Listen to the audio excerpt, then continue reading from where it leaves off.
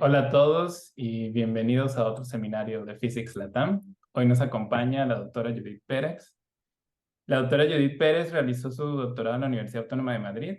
Eh, Realizó una tesis doctoral titulada La búsqueda de materia oscura en rayos gamma con el satélite Fermilab y el Cherenkov Telescope Array, modelado, predicciones y análisis en una variedad de objetos astrofísicos. Su interés de investigación se encuentra entre la teoría y experimentos de la materia oscura, es decir, búsquedas indirectas de la misma, subestructuras de halos, astrofísica de rayos gamma, astrofísica y astronomía de múltiples mensajeros y física de astropartículas. Actualmente es postdoc en la Universidad de Nova Gorica y es parte de la colaboración del Cherenkov Telescope Array. Y bueno, gracias por aceptar nuestra invitación, doctora Judith, y adelante. Bueno, muchas gracias por haber contado conmigo para este tipo de iniciativas. Espero que os guste la charla que tenía preparada. Mi idea es contaros un poquito dentro del curso este que habéis hecho sobre relatividad general y cosmología, de un poco más la parte igual más cerca a lo que podemos medir de alguna manera, que es la parte donde vemos, o sea, por lo menos intentamos ver esa parte oscura del universo a través de las huellas que nos dejan, que básicamente son las interacciones gravitacionales. Entonces, primero de todo, hablaremos un poquito sobre el universo para estar seguros de que todos estamos en el mismo punto. Luego hablaremos un poco sobre las huellas gravitacionales de la materia oscura y, si nos da tiempo al final, muy brevemente, sobre la prueba observacional más fuerte, más centrada en la parte de energías. Pero bueno, antes de empezar, ahora, ¿quién soy yo? Como bien ha dicho Esteban, yo me llamo Judith. Hasta hace no mucho tiempo yo era estudiante de doctorado en la Universidad Autónoma de Madrid y con la doble afiliación al Instituto de Física Teórica, ¿no? Y en noviembre, a finales de noviembre del año pasado, defendí mi tesis, que es la que Esteban ha mencionado antes. Desde hace medio año o así me mudé a Trieste para empezar mi posición como postdoc en la Universidad de Nova Gorica, en Eslovenia.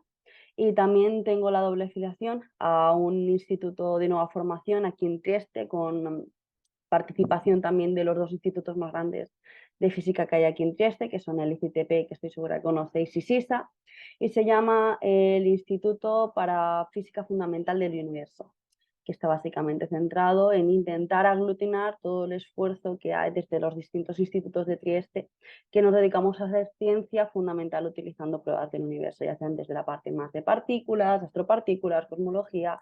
Al final, cuanta más gente de distintos topics nos reunimos a hablar de estas cosas, mejor. Vale, otra cosa que quería decir antes de empezar es que las slides y todo está preparado en inglés, pero yo voy a hacer la charla en castellano. Espero que no tengan ningún problema. Si alguien tiene algún problema durante la charla para entender lo que está en las slides, o si tenéis preguntas, que os surgen preguntas mientras yo estoy aquí de charreta, no dudéis en interrumpirme o las dejáis por el chat, como mejor os venga. Vale, pues vamos a empezar primero, a ver si funciona, hablando de lo que son las escalas del universo, para ubicarnos un poco en el tema en el que luego profundizaremos, que son las huellas gravitacionales de la materia oscura. A ver, tenía por aquí un vídeo, me gusta mucho, a ver si funciona.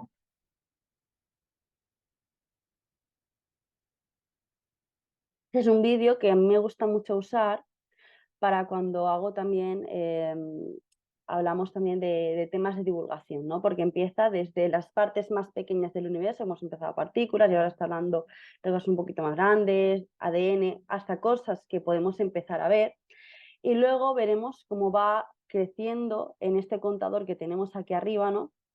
En metros, el tamaño de las cosas hasta llegar a la parte que nos va a interesar a nosotros, que es el tamaño de las cosas que nos envuelven en nuestro universo. De momento vamos por el tamaño de los centavos, pero igual podemos pasarlo un poquito más adelante.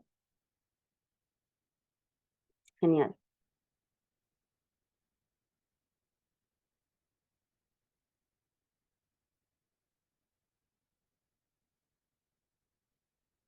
Y aquí empezamos ya a ver objetos astrofísicos, ¿no? Como el planeta Plutón, que hace unos años fue descatalogado como planeta y se catalogó como planeta enano.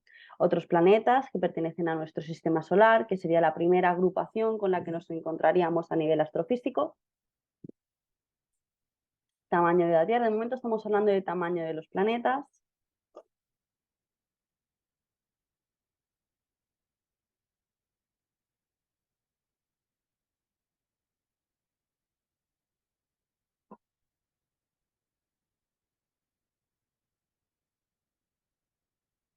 Aquí la distancia desde la Tierra hasta la Luna. Vemos todos los planetas que hay en el medio. Tamaño del Sol. Vega, una estrella cercana a nosotros. Polaris, otra estrella cercana a nosotros. Estrellas más grandes. Aquí se representa la distancia de la Tierra al Sol. Y seguimos hacia la parte que más nos interesa a nosotros. Distancia hasta la sonda Voyager. Y aquí la definición de un día luz. La definición de un año luz, que estoy segura que todos conocéis ya. Aquí la distancia representada hasta Próxima Centauri, que es la estrella más próxima a nosotros. Y aquí la distancia de Omega Centauri, el tamaño de la Milky Way. Milky Way es nuestra galaxia. Aquí es donde estaríamos nosotros, en uno de los brazos espirales. Distancia a la galaxia más cercana de nosotros, que es la galaxia de Andrómeda. Y aquí las distancias cosmológicas. Esto es nuestro vecindario galáctico, encapsulado dentro del supercúmulo de Virgo, el Local Superclusters, y finalmente el universo visible.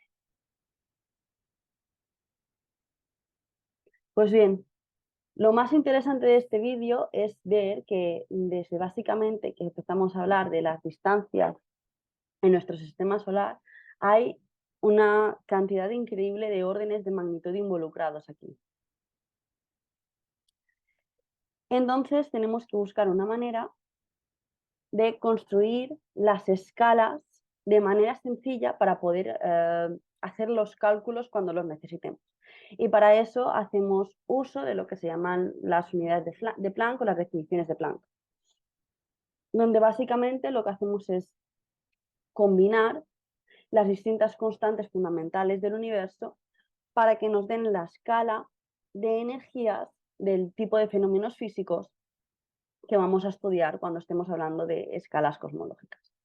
Para ello combinamos las diferentes cantidades que tenemos definido, como h, que es la constante de Planck, c, que representa la velocidad de la luz, g, que representa la constante de gravitación de Newton, y la Kb, que es la constante de Boltzmann. Cada una se refiere, ¿no?, como una rama de la física fundamental. H siempre representa la mecánica cuántica, C representa la relatividad en general, G representa más pronto la relatividad general, ¿no?, por esa reinterpretación de la gravedad en sí, y la constante de Boltzmann, que es una de las maneras que tenemos para medir la edad del universo, a través de la termodinámica y del equilibrio termodinámico del universo. Entonces, por ejemplo, tenemos diferentes definiciones, combinando siempre a través de un análisis dimensional estas diferentes cantidades, podemos obtener valores indicativos de las escalas que estamos hablando. Por ejemplo, podemos obtener un valor de masa para la masa de Planck, que es del orden de 10 a la 19 electronvoltios, la longitud de Planck, el tiempo de Planck, y todo esto básicamente nos describe y nos da una idea de hasta qué orden de magnitud la física que estas distintas constantes describen o están representando aquí funcionan.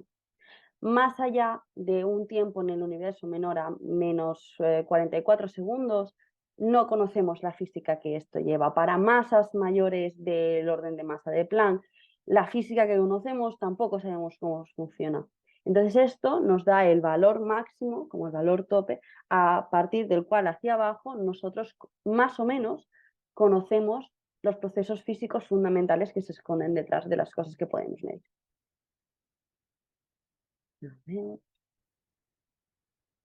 Vale, una vez esto claro, vamos a empezar con esta parte del seminario, que es aclarar y ponernos todos sobre la misma base de las cosas básicas del universo para luego, cuando entremos ya en materia, aclararnos todos un poco mejor.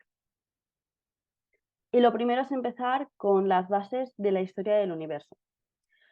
Ahora mismo, el modelo más aceptado o a través de el modelo más aceptado en la comunidad es pensar que el universo surgió a partir de un punto en lo que llamamos la teoría del Big Bang, ¿no? Como que toda la energía del universo estaba concentrada en un punto y a partir de ahí se produjo como si fuera una explosión, una expansión súper acelerada de manera exponencial, donde se creó en ese mismo instante se liberó toda la energía, se creó el espacio-tiempo y surgió toda la materia y toda la energía que nos envuelve hoy.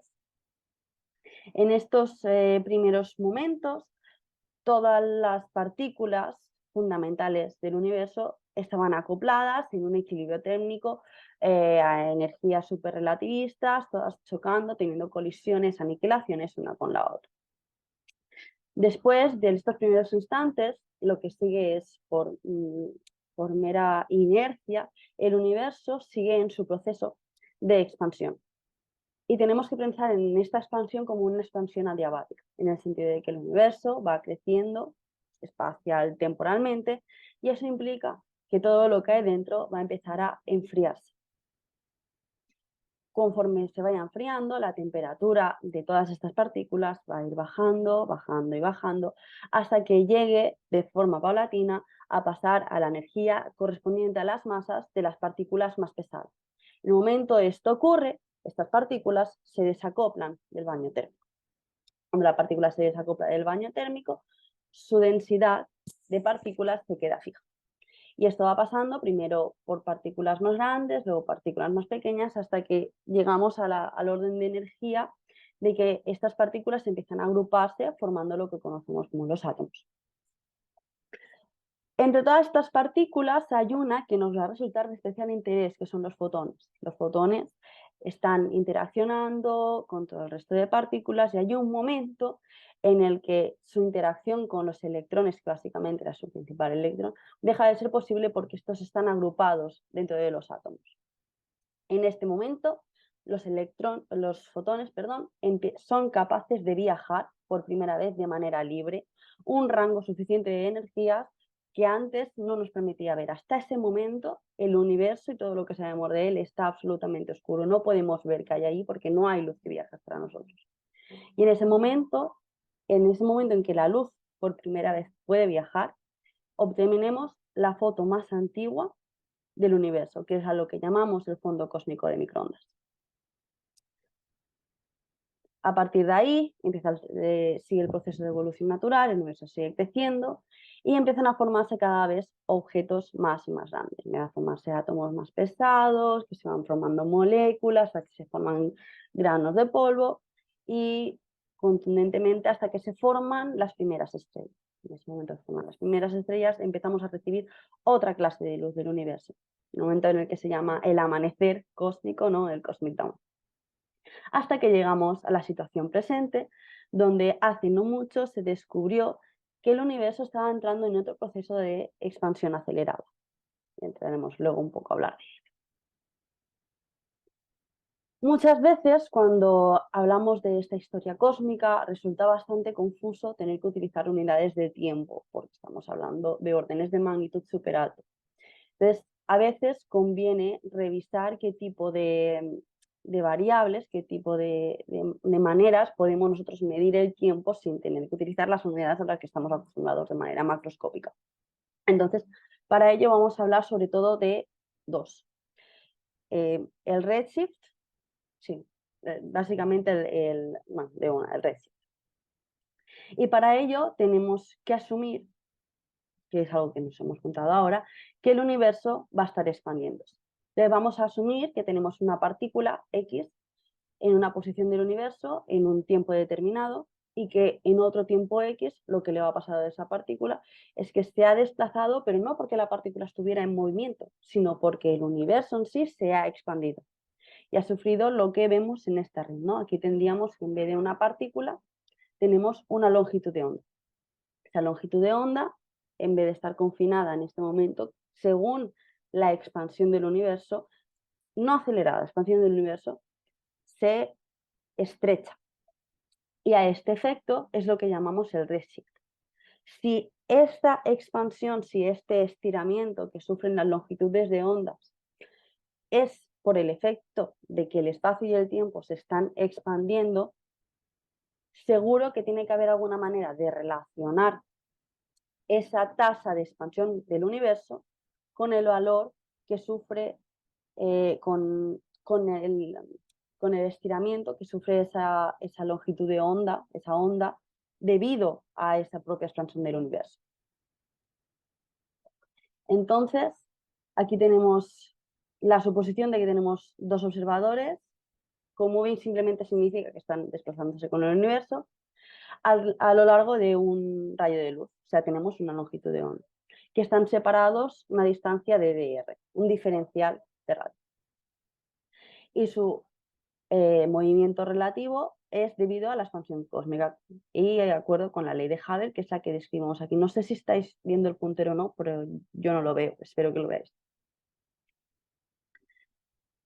Sabiendo que el tiempo de viaje de la luz, la velocidad de la luz, es este de aquí, se escribe con el diferencial de tiempo, podemos concluir que el redshift, debido a esta expansión del universo, se puede describir como que la diferencia en longitud de onda respecto a la longitud de onda es debida al tiempo que tarda esta luz en viajar este camino, que está relacionado de esta manera con la constante de Hubble. Y la constante de Hubble sabemos que es una manera de medir esta tasa de expansión del universo.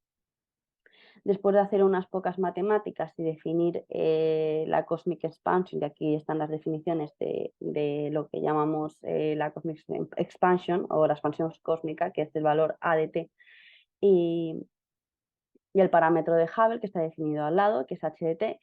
Estos valores dependen del tiempo. Cuando utilizamos el subíndice T0, estamos refiriéndonos al valor medido a días de hoy, y en general el T en cualquier otro momento. Y al final obtenemos la relación de que el redshift que sufren estas ondas es directamente proporcional, es inversamente proporcional a este valor de la expansión cósmica y se define como 1 más z el valor del redshift. Entonces, ¿para qué nos sirve esto? Si asumimos que el universo ha estado siempre expandiéndose y siempre creciendo desde que empezó en este punto, en el Big Bang, cuanto más estrechamiento haya sufrido esta onda, desde más lejos procede este objeto. Lo que nos permite medir el redshift, que es una cosa que podemos medir con nuestros objetos, es afinar cuánto de lejano están de nosotros. Y a más lejos miremos, no solo estaremos mirando más lejos en nuestro universo, sino también más en el pasado. Y una vez tenemos esto claro, vamos a hablar un poquito más sobre la composición del universo. Ya sabemos un poco cómo medir, las diferentes escalas, dónde estamos. Y ahora un poquito sobre cuál es el contenido del universo.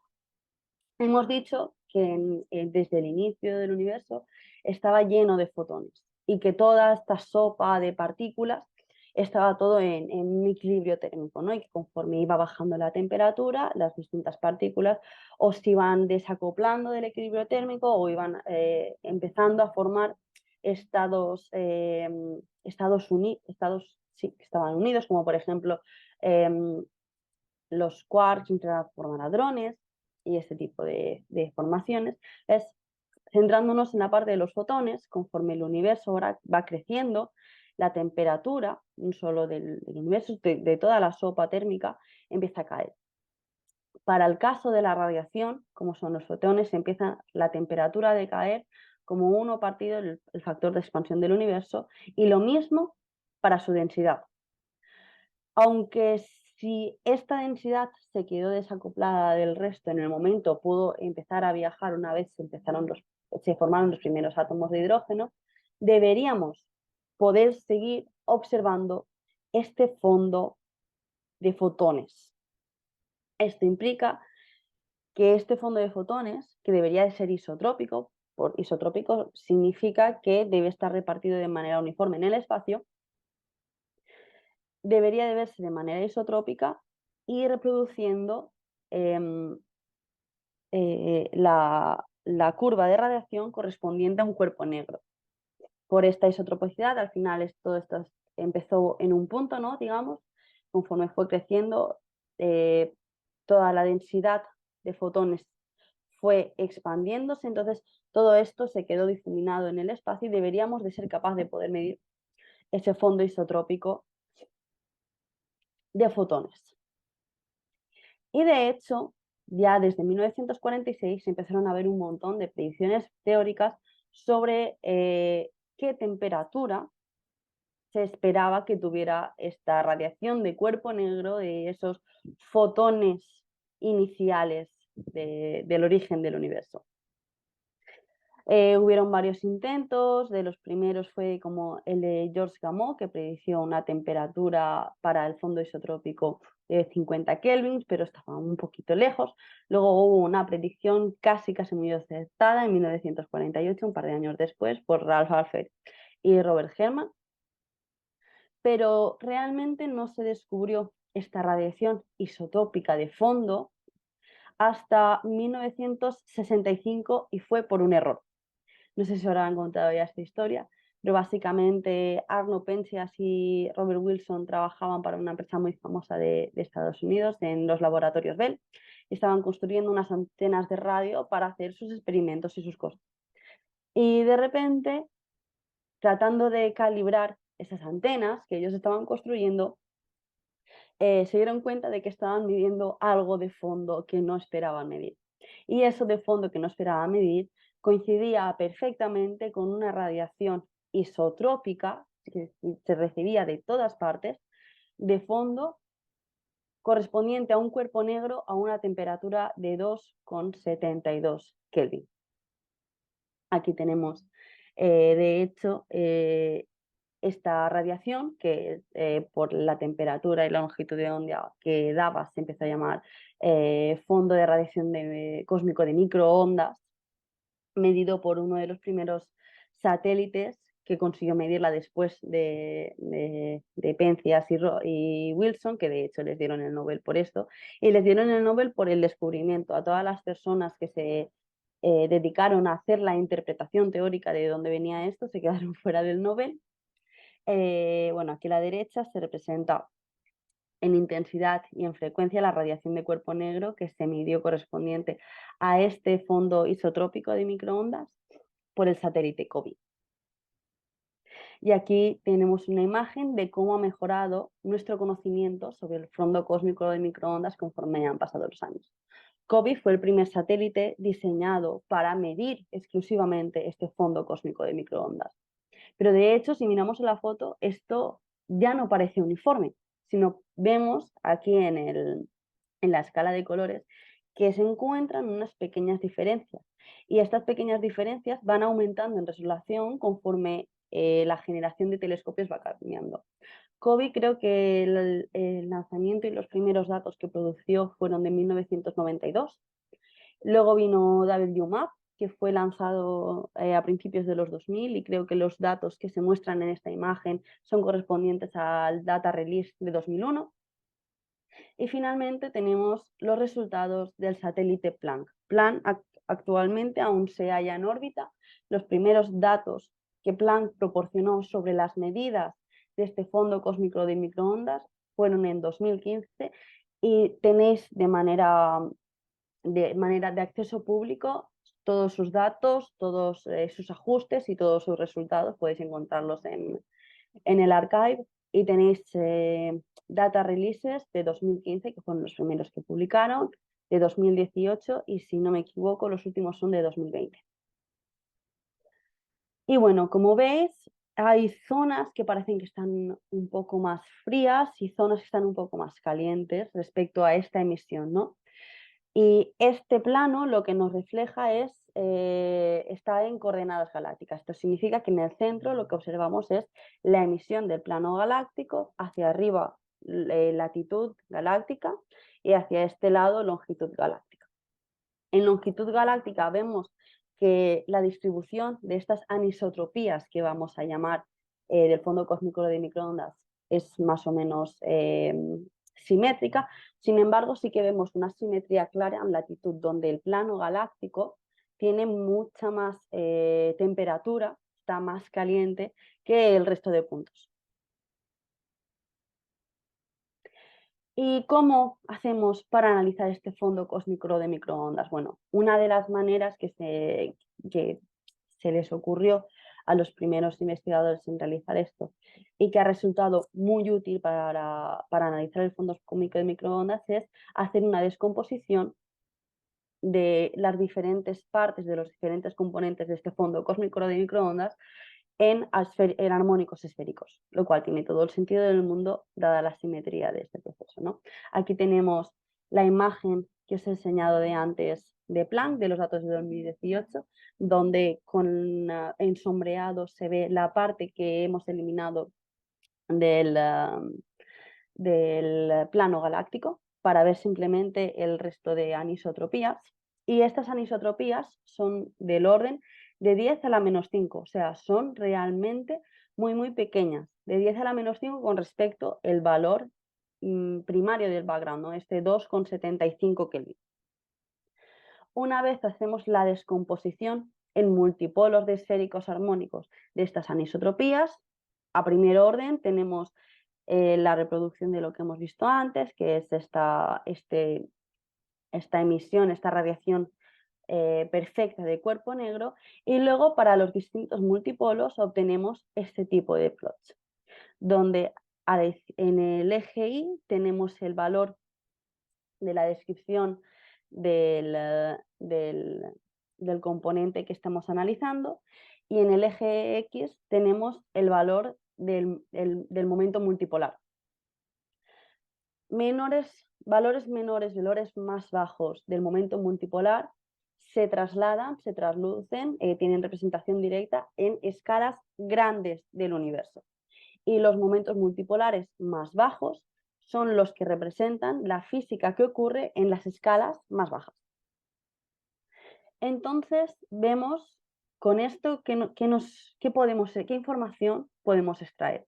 Si los multipolos más grandes están relacionados con las escalas más grandes del universo y los multipolos, no, perdón, al revés, los multipolos más pequeños están relacionados con las escalas más grandes del universo, los multipolos más pequeños con las, no sé lo que, los multipolos más pequeños con las escalas más grandes, los multipolos más grandes con las escalas más pequeñas, cada parte de este fit que nosotros hagamos de manera multipolar va a ser sensible a una física distinta. O por lo menos eso es lo que pensamos a priori. Porque hay una cosa, bueno, una cosa no, pero hay la composición del universo está en todas las escalas. Y eso nos va a dar cierta sensibilidad a medir parámetros de composición cosmológica. Pero para ello vamos a repasar cómo llegamos a poder tener una idea de cuál es la composición del universo. Sabemos que tiene que haber una manera de que podamos describir toda la composición y toda la historia cósmica del universo con un set de ecuaciones. Y para eso tenemos que hacer algunas pequeñas asunciones. Lo primero va a ser asumir que el universo cumple con el requisito del principio cosmológico, que si no me equivoco también debéis saber, que es asumir que el universo a primer orden es espacialmente homogéneo, es otro. Espacialmente homogéneo significa que hay una simetría de traslación, que no importa que estemos en este punto o en este punto, el universo que vemos es el mismo, y que sea isótropo significa que no importa que miremos en esta dirección o en esta dirección, el universo que vamos a ver es el mismo. Y esto se ve muy bien representado por esta foto que tenemos aquí del Sloan Digital Survey, donde tenemos en el eje X el valor de distintos redshifts. Esto significa que estamos mirando otra vez, no solo más lejos en espacio, sino más lejos en tiempo, y vemos que se reproduce esta estructura filamentosa que realmente cumple con este principio de homogeneidad y isotropía. Combinando esto con las ecuaciones de Einstein, con las ecuaciones de relatividad general, vamos a obtener unas ecuaciones que nos puedan describir la evolución del universo. Así que muy rápidamente sobre las ecuaciones de Einstein. Sabemos que el universo básicamente está dominado por fuerzas gravitacionales. La parte izquierda de las ecuaciones de Einstein se describe básicamente el espacio-tiempo, está siempre enlazado y descrito, sujeto a cómo somos capaces de hacer medidas del espacio y del tiempo, o sea, a una métrica. Y la parte derecha habla sobre el contenido de materia del universo. Lo importante de aquí, lo que vamos a utilizar nosotros, es que esta ecuación lo que hace es acoplar todo el sistema dinámico de cómo funciona y de cómo se curva y de cómo se mueve, de cómo se deforma todo el espacio-tiempo debido a la materia y de la dinámica que sufre toda esta materia debido a cómo se curva el espacio-tiempo. Y esa es la parte importante. Al final, la materia en este punto no es simplemente una composición, sino que directamente está eh, fijando también cómo el universo puede evolucionar. Una vez fijamos la métrica, si asumimos una métrica euclídea, como la de 3D, obtenemos un tipo de universo, y si aplicamos en forma de métrica este principio cosmológico del que acabo de hablar, que es esto de que el universo es isótropo y homogéneo, que está descrito por la métrica de Friedman-Lehmann-Robertson-Walker, que es esta que tenemos aquí, donde la primera parte es el diferencial de camino, luego tenemos el diferencial correspondiente a la coordenada del tiempo, y luego, teniendo una simetría esférica, tenemos un universo que se expande según el factor de expansión de escala a de t y que permite una cierta curvatura en el tiempo con el valor de k. Según el valor de k, podemos tener universos abiertos, como la hipérbola, que corresponde a valores de k menores que 0. Podemos tener valores de k menores que 0, perdón, podemos tener valores de k mayores que 0, que corresponden a un espacio cerrado, ¿no? Como el que se representa arriba del todo, o un valor exacto de k igual a 0, que básicamente corresponde a un espacio completamente plano y euclídeo. Básicamente, este valor de k igual a 0 nos separa entre universos abiertos y universos cerrados. Y luego tenemos la parte de materia. Vamos a asumir, hasta cierto punto buena asunción, que el universo, toda la materia que contiene, puede ser descrita por un fluido perfecto. Esto significa que podemos encontrar una relación lineal para su ecuación de estado. Eso significa la ecuación de estado, la relación entre la presión del fluido y su densidad, que viene descrita por este tensor de energía-momento. Y operando un poco, no voy a ir sobre los detalles de todo esto, poniendo los valores de métrica, calculando todo el tensor de los tensores de Ricci y el tensor de Riemann y aplicando varias consideraciones para los fluidos del contenido de materia en el universo, llegamos a las ecuaciones de Friedman, donde la primera nos habla de la expansión del universo y la segunda sobre la aceleración de la expansión del universo. Y para ello vamos a definir, para simplificar, intentar simplificar un poco las ecuaciones, vamos a definir un par de parámetros que nos van a ser útiles. Antes hemos definido el valor de la constante de Hubble, que en este caso la constante de Hubble es lo que vamos a llamar el valor del parámetro de Hubble medido a días de hoy. Y luego vamos a definir también, a ver, ¿hay algo por el chat? Hay una pregunta en el chat. Sí, voy. A ver. Line dice, ¿hasta qué punto nosotros podemos considerar que es una buena suposición usar este tensor de energía momentum y usamos otros en otras etapas del universo? El tensor de energía-momento es una buena aproximación siempre y cuando lo que estemos mirando es el universo como un todo. que es de lo que van estas ecuaciones, de mirar el universo y considerarlo como un todo para poder analizar esta evolución. Es justo en ese momento donde estás hablando de escalas a nivel cosmológico, donde puedes asumir también el principio cosmológico, que estás en isotropía y que estás en homogeneidad. Bajo esa misma suposición entra también la suposición de que puedes asumir el tensor de energía-momento como un fluido perfecto. Esto, como bien has preguntado, cambia si en realidad en vez de mirar el universo como un todo vas a analizar entornos específicos sobre gravedad. Si vas a analizar las ecuaciones de Einstein alrededor de un agujero negro, estas suposiciones pueden cambiar.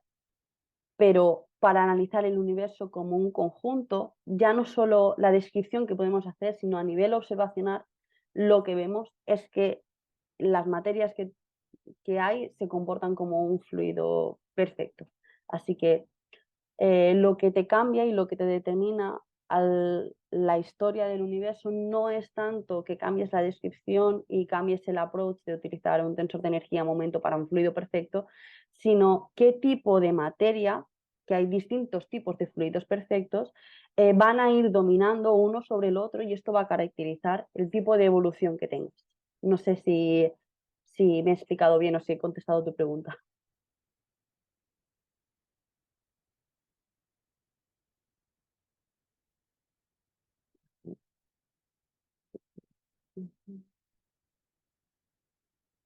A ti. A ver. Ajá.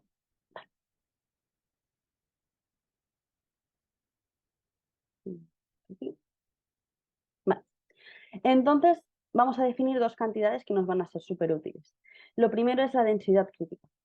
Y es que podemos definir el valor de la densidad crítica como la densidad de un universo con geometría plana.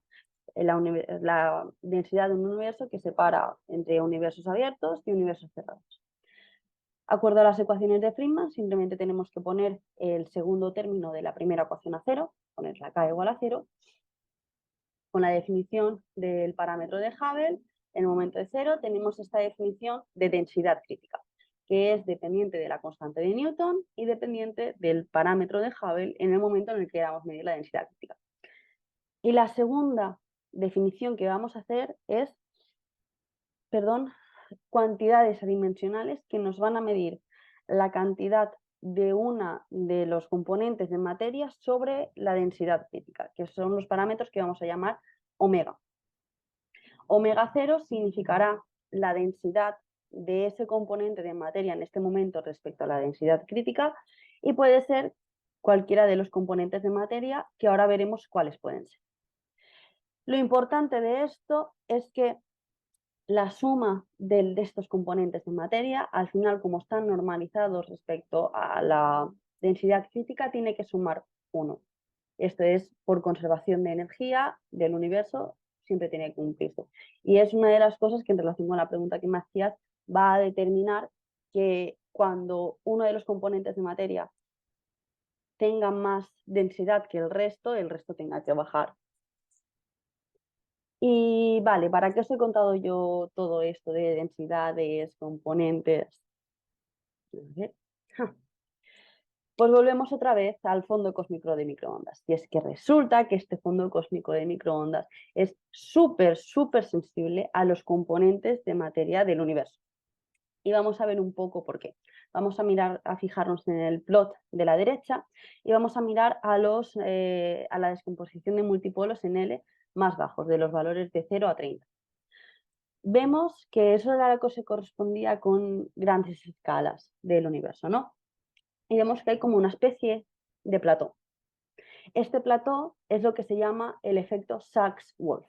Y se explica de que muy atrás en el universo, a principio de la evolución, cuando esta luz que estamos mirando del fondo cósmico de microondas se escapó, había algunas zonas del universo que por estadística eran más densas que otras. Las zonas con más densidad, la luz tenía más problemas para escapar, entonces solo la luz más energética escapaba. En las zonas de menor densidad pasaba lo contrario. Las partículas, los fotones de menos luz podían escapar antes, y esto se ve reflejado aquí en el efecto Sass-Whorf. O sea, es un efecto, digamos, esta parte de la descomposición del CMB que está correlacionada con esos primeros momentos, con ese efecto físico de los primeros momentos de que esa luz puede viajar. Y luego vemos una serie de picos que se siguen como de manera un poco amortiguada, ¿verdad? El primer pico que vemos está como muy alto y luego hay como una subsecuencia de picos hasta que al final parece que se atenúa, ¿no? Parece casi un oscilador armónico atenuado. Y esto está relacionado con otro proceso físico que sucedía a una escala distinta del universo. Vamos a pensar un poquito cómo podía pasar esto. Imaginaos el universo, con los fotones ahí y las distintas partículas. Hay principalmente, ya en estos momentos del universo, dos procesos principales. Está la gravitación, tratando de juntar todas las partículas, aprisionando toda la radiación en un proceso, como hacemos en una bola, y luego la propia presión de la radiación. Al final estos objetos aún estaban muy calientes, entonces el objeto y toda la sopa de radiación que teníamos intentaba expandirse. Y se producen una serie de oscilaciones por esta misma tensión y por este mismo balance entre la fuerza gravitatoria de todas las partículas que estaban ahí metidas con la presión de la radiación. Y es esta oscilación la que nosotros vemos reflejada en la descomposición multipolar. La primera oscilación, la primera más grande, y luego vemos cómo este efecto se va amortiguando. Entonces, una vez hemos entendido un poco a qué se debe esta forma tan peculiar de la descomposición de las anisotropías que medimos en el fondo cósmico de microondas, uno se pregunta, espérate, si la parte primera estaba más relacionada y tiene que ver con cómo estaba distribuido el campo de densidades al principio del universo, y la segunda parte tiene que ver cómo se relacionaba toda esa materia con la presión de radiación, al final este espectro es extremadamente sensible a los diferentes componentes de materia que hay en el universo.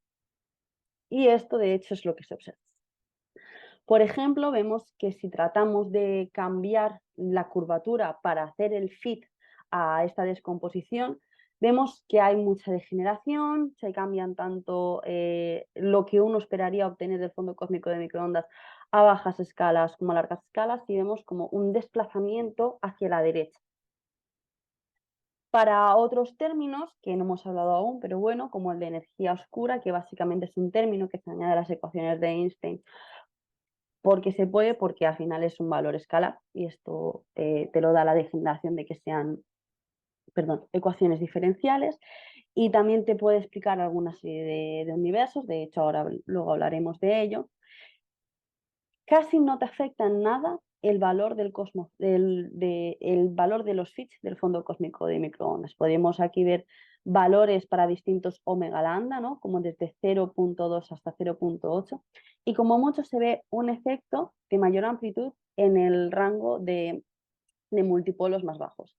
Sin embargo, si miramos a los dos polos de abajo, vemos como los valores de los picos de estas oscilaciones acústicas de bariones, ¿no? Este proceso de expansión por la presión de radiación y compresión por la fuerza de la gravitación, es súper evidente y no se ve tanta degeneración. Entonces es justo aquí donde podemos aprovechar y tratar de obtener la mayor información posible de los componentes del universo y tratar de romper esa degeneración que teníamos con cambiar la omega de energía oscura a través de estudiar la composición de las distintas materias. ¿Y qué vemos?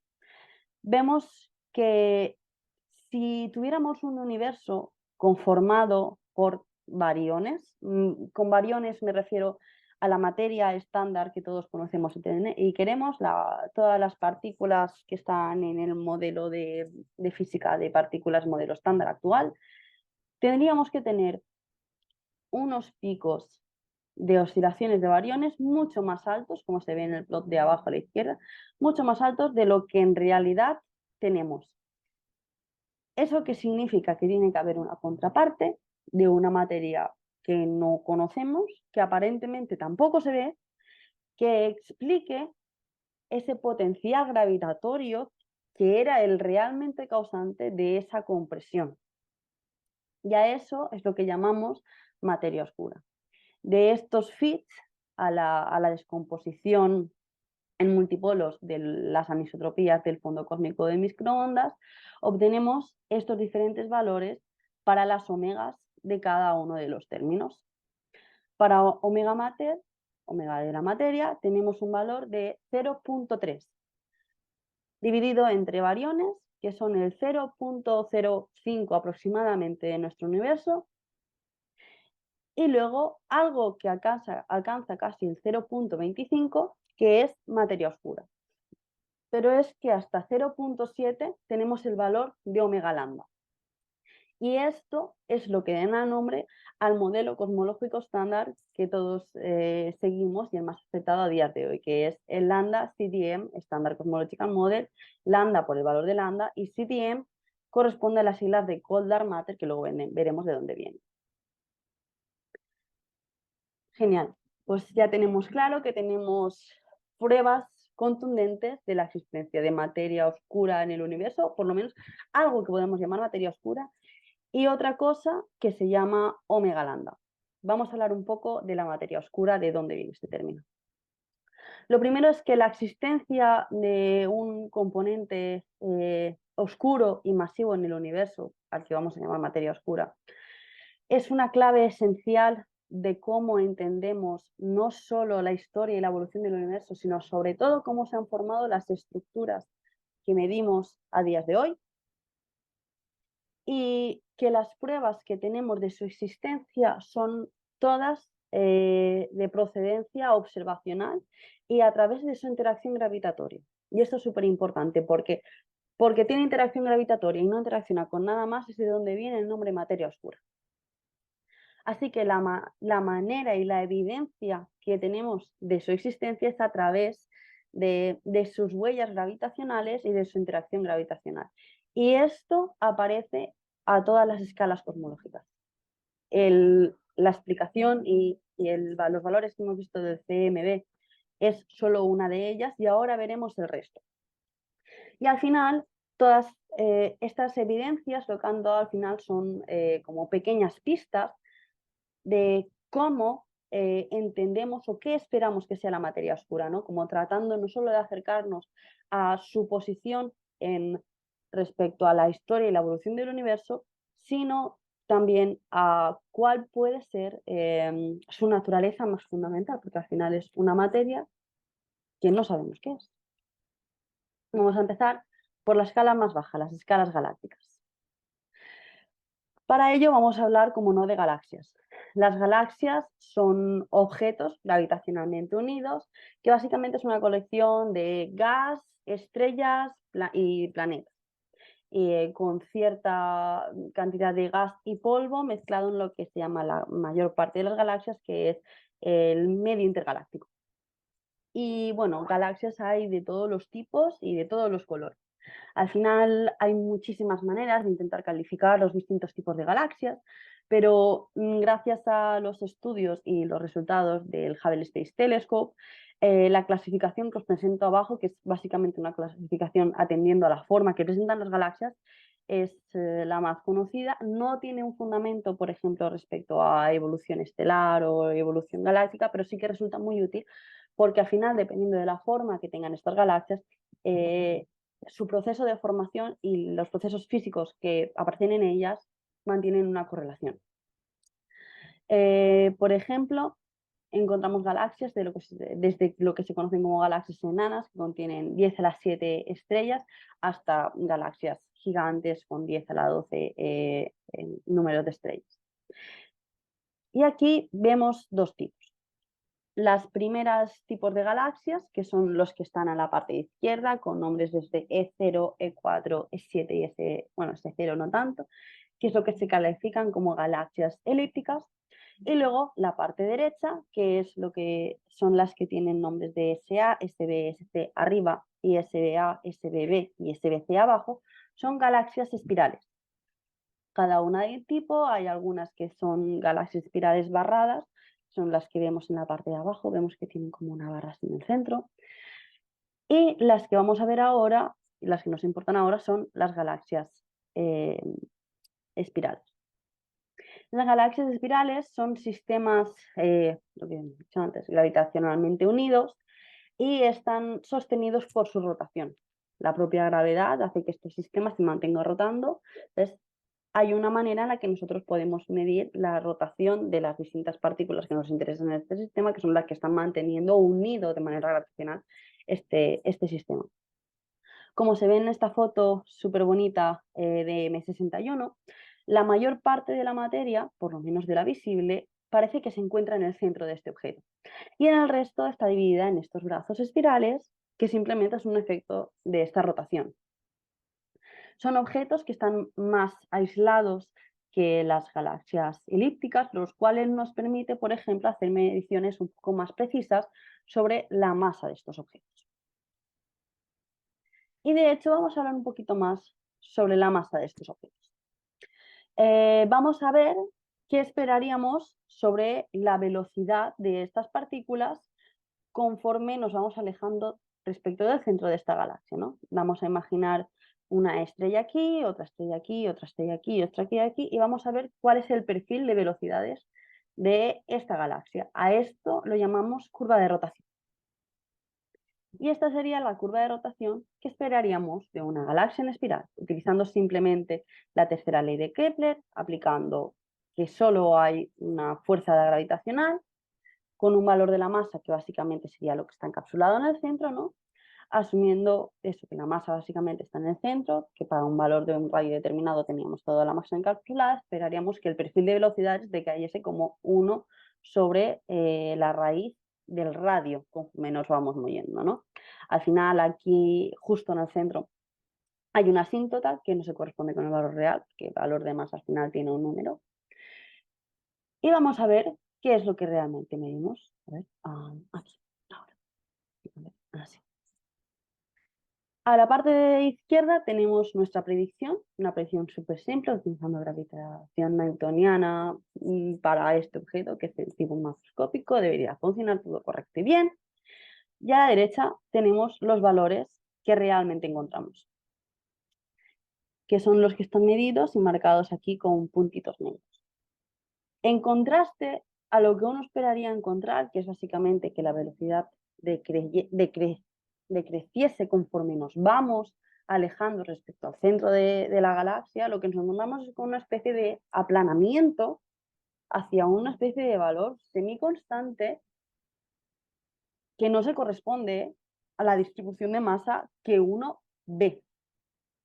Esto significa o que toda la gravedad que conocemos nos sirve para analizar este tipo de objetos, que podría ser, o que hay una parte de materia que está sosteniendo a los bariones que nosotros vemos con mucha mayor extensión de hasta donde llegan los bariones, que está haciendo que el potencial y la masa conjunta de todo el sistema sea tal como para que el perfil de masa parezca que sea constante con el radio, que es a lo que se corresponde el valor de esta curva de rotación. Esto fue encontrado en 1960 gracias a los estudios de Vera Rubin y de Ford, su director de tesis, estudiando las curvas de rotación de la galaxia de Andrómeda. Aquí os dejo las referencias a las publicaciones que hicieron, son 2 publicaciones muy seguidas. Y este decrecimiento tan paulatino, tan bajo de la velocidad con respecto a la distancia de lo lejos que estamos del centro de la galaxia, es lo que se conoce como la flatness de las curvas de rotación o el aplanamiento. Aquí tenemos otro ejemplo, el que habías enseñado antes es aquí, para el objeto llamado NGC 3198 y este es para M33, que si no me equivoco es la galaxia Triangulum. Pero este tipo de fenómenos, estas curvas de rotación, se han encontrado de manera consecutiva como en todas las observaciones que se han hecho en todas las galaxias espirales, incluida nuestra propia galaxia en la que habitamos, la Milky Way, y también en otros sistemas que no son galaxias espirales, pero que están soportados y que se mantienen gravitacionalmente unidos gracias a la rotación, como son galaxias enanas, pero que son irregulares, no presentan estos brazos espirales. Y este tipo de fenómeno pasa solo con galaxias espirales, y la respuesta es que no. También tenemos otro tipo de galaxias dentro de las elípticas, que son lo que se conocen como galaxias satélites. Son galaxias muy, muy pequeñas que están formadas por una población súper vieja de estrellas. Entonces, son como muy poco brillantes y normalmente están en los potenciales de gravitación de objetos más grandes. Por ejemplo, aquí tenemos una foto retocada de una imagen de Gaia, donde vemos el plano galáctico y se ven, un poco aumentadas con el zoom, distintas galaxias satélites de nuestra Milky Way, ¿no? Por ejemplo, Draco es una de las más famosas, luego está Leo, Carina, luego tenemos también dos galaxias irregulares enanas, que son la LMC, que es la nube de Magallanes más grande, y la nube de Magallanes pequeña, que son la SMC. Y bueno, todas estas galaxias tienen la peculiaridad de que tienen masas muy, muy, muy, muy pequeñas, como de 10 a la 10.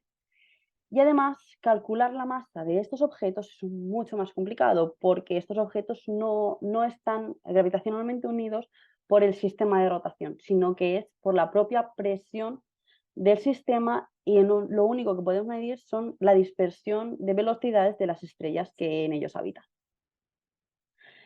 Una clase muy específica de estas galaxias satélites son las galaxias enanas esferoidales, que tienen incluso menos cantidad de gas y de polvo y son la cosa más oscura, hablando de estructura del universo, que os podáis imaginar. Así que la manera que tenemos de estimar la masa de esos objetos es medir la velocidad radial de dispersión de las estrellas que brillan en estas galaxias, resolviendo la ecuación de Jeans, que si no sabes lo que es la ecuación de Jeans, es simplemente asumiendo que la única fuerza exterior que hay es la gravedad, tratar de resolver las ecuaciones diferenciales que describen el movimiento de las estrellas en este potencial. Vamos a ver, esta es la ecuación de Jeans y las variables que tenemos involucradas. Aquí. Esta NU, básicamente, que describe la población observacional en 3 dimensiones del perfil de densidades. Esto normalmente viene descrito por directamente las observaciones y se describe de manera aproximada, de manera parametrizada, con distintas aproximaciones, como por ejemplo los perfiles de Sersic. Luego la segunda parte, que es la velocidad de dispersión radial, ¿no? Como estas estrellas intentan moverse en la dirección radial respecto del centro, que es otro input que tenemos gracias a valores de fotometría. El valor de G, que es la aceleración gravitacional que podemos directamente obtener a través del valor del potencial gravitatorio, directamente conectado al valor de la masa.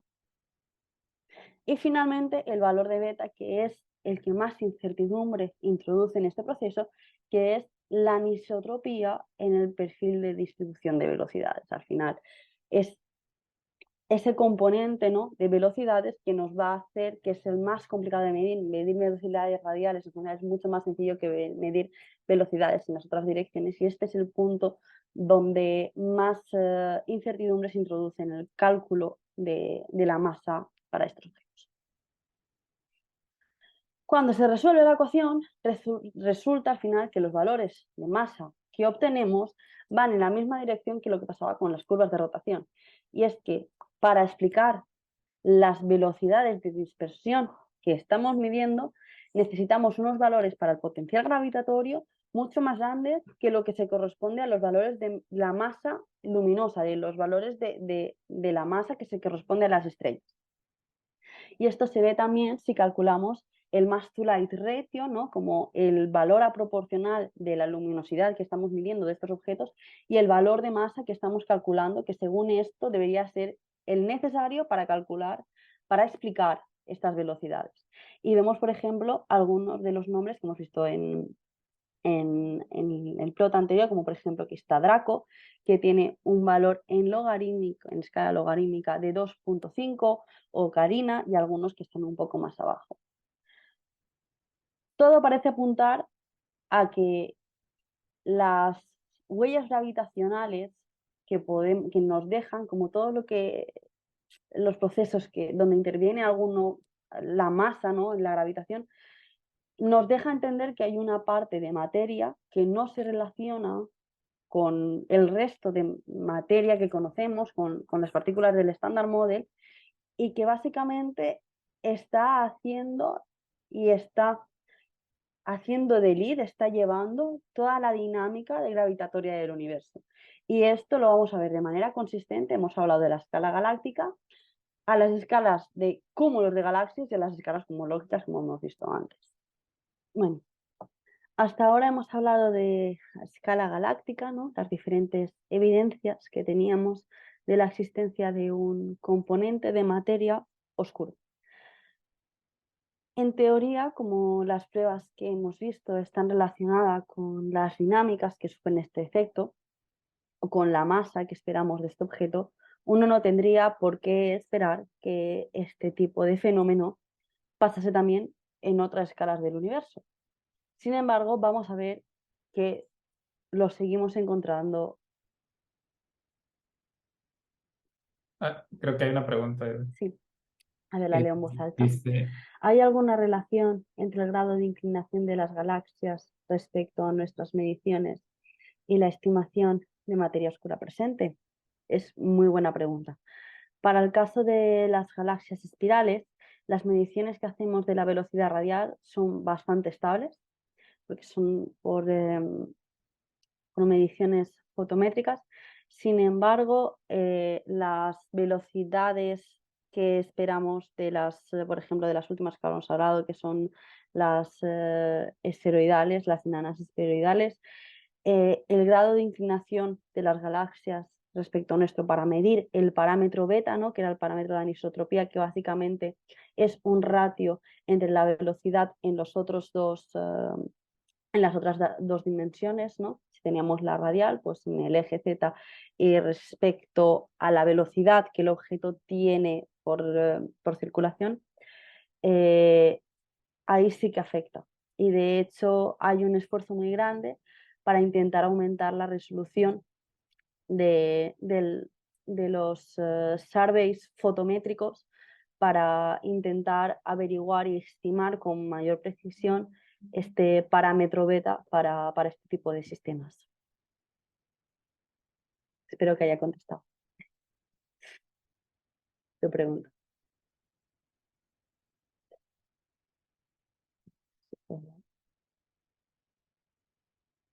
Vale. Lo mismo, si tenéis cualquier otra pregunta, dejadla en el chat. Creo que me salta la notificación. Si no, pues Esteban me avisa. Ahora vamos a ver qué ocurre cuando vamos a analizar las dinámicas en otra clase de objetos, que son objetos mucho más grandes, que igual voy a llamar clústeres de galaxias, galaxy clusters, cúmulos de galaxias, básicamente.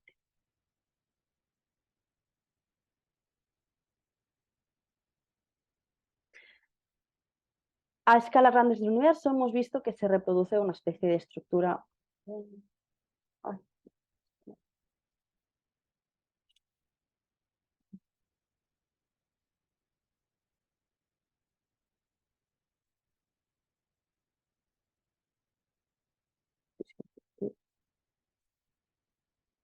Pregunta. Otra pregunta. ¿Hay modelos que puedan explicar el redshift observado para universos en no expansión?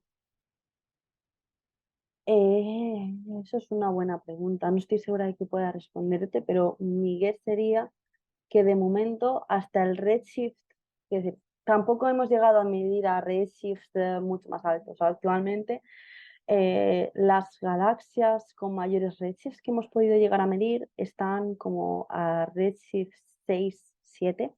Esperamos que eso, la resolución para medir galaxias más y más lejanas, piensa que al final el que esté más lejano lo que implica es que es más difícil de detectar, porque al final el flujo de luz que nos llega a nosotros, que es lo que medimos, decae como 1 partido la distancia al cuadrado, no por la difusión de la luz. Esto significa que cuanto más lejano esté el objeto, es decir, a mayor redshift, más débil se va a ver el objeto. Al final significa que tenemos que mejorar el valor de sensibilidad de nuestros satélites o telescopios para poder ver esta clase de objetos tan lejanos, ¿no? Te diría que de momento hasta redshift 6, 7, el redshift, quiero decir, al final lo que tienes es el valor de Hubble para los valores de redshift pequeños. La velocidad radial es la velocidad dinámica. Para redshift pues, hasta 6 y 7 sí que necesitas un universo que haya estado expandiéndose. Es decir, la propia expansión del universo es lo que te da el redshift. Eso no quiere decir expansión acelerada, que es lo que estaba queriendo decir antes. Para redshifts como hasta 6 o 7, la expansión acelerada no necesitaría, porque no llegas a ver a redshift tan altos, ¿no? Por lo menos este sería mi guess. Pero quiero decir, el hecho de que haya redshift implica una expansión sí o sí, porque lo que ves en el estrechamiento de esa longitud de onda, como el cambio en la longitud de onda, que es el nombre de lo que se llama redshift, es por un proceso de expansión. Así que una cosa está directamente enlazada con la otra. Eso no quita eso, que a mayor valores de redshift que podamos observar galaxias, vamos a estar midiendo no solo cosas más lejanas, sino valores correspondientes a unos procesos físicos de un universo más primitivo.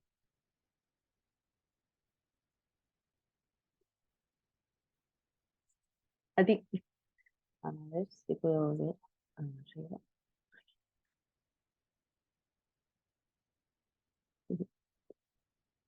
Vale, estábamos viendo que tenemos galaxias y de hecho el vídeo que he puesto al principio me gusta mucho porque es como una manera muy visual de ver cómo se forman las estructuras del universo sin darnos cuenta. Mirando desde donde estamos nosotros, hacia el cielo, tenemos una sensación de que hay una riqueza brutal del tipo de objetos astrofísicos que nos rodean. Y tenemos la sensación de que cuando vamos en el universo, una manera que a mí me gusta mucho visualizar esto es como si le intentases darle tu dirección de donde vives a un vecino, pero pensando que el vecino, en vez de la ciudad al lado, vive en la galaxia de no sé cuántos. Entonces uno se piensa, vale, pues tenemos estrellas y planetas que se están unidos de manera gravitacional formando sistemas planetarios, como por ejemplo, ¿no? Tenemos nuestro sistema solar. Luego, estos objetos pueden unirse gravitacionalmente, están afectados por otros sistemas, o sea, estrellas más grandes, tenemos otro tipo de objetos que se unen formando galaxias, como lo que hemos visto. Pero aquí no termina, porque desde las galaxias hasta esta red cósmica, que siempre tiene este aspecto, ¿no? Como un poco neuronal, hay unos órdenes de magnitud aún que recorrer. Y es que estas galaxias, si están suficientemente cerca, pueden reunirse formando estructuras gravitacionalmente unidas en lo que llamamos cúmulos de galaxias. Pero esto va más, porque los cúmulos de galaxias también pueden unirse de manera gravitacional entre ellos, no tan fuerte como el resto, formando supercúmulos. Y al final son estos supercúmulos los que forman esta estructura filamentosa que estaba en la portada de la charla de las filaments, que se llaman en inglés, son como hilos, y zonas de menor densidad de materia, que son los vacíos. Y ahora vamos a hablar de las evidencias de materia oscura en las escalas de los cúmulos de galaxia. Y los cúmulos de galaxia, lo más importante es que son los objetos más grandes que aún están gravitacionalmente unidos. Aquí vamos a ver, si no me equivoco, exacto, todo, a ver si funciona. Sí, todo este proceso que hemos ido diciendo, pero al revés, empezando de más a menos. Empezábamos por un cúmulo y ahora vamos entrando dentro del cúmulo y empezamos a ver otra clase de física que domina a estas escalas, que es la temperatura del gas, que de hecho aprovecharemos para sacar información sobre el cúmulo. Si seguimos haciendo zoom en el cúmulo, llegamos a la metalicidad y empezamos a ver la luz de las estrellas contenidas en las galaxias de estos cúmulos. Estamos ya a 330 kiloparsecs. Llegar a un punto donde estamos ya en el máximo de lo que nuestra resolución alcanza de ver. Esto que estamos viendo es el vídeo de una simulación numérica, se llama Illustris, está súper chula, podéis buscarla en internet, tiene un montón de estilismo. Y ahora estamos haciendo el zoom out, ¿no? Como volviendo a toda esa física hacia cosas más grandes, hasta que al final, estamos a punto de llegar, volvemos a ver todo ese cúmulo de galaxias que nosotros habíamos simulado. Ahora estamos viendo la velocidad del gas, hasta que vemos el mayor componente de los cúmulos de galaxias con esa estructura filamentosa que veíamos antes. Esto de aquí.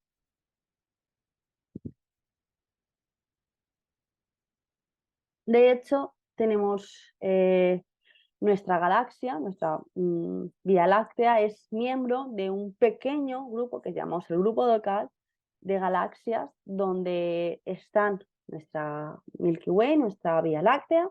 Luego la siguiente galaxia más grande y la que más contribuye al potencial de nuestro grupo local es Andrómeda.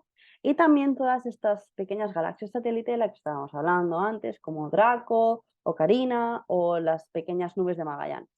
Y todo esto forma parte de un supercúmulo más grande, que es el supercúmulo de Virgo.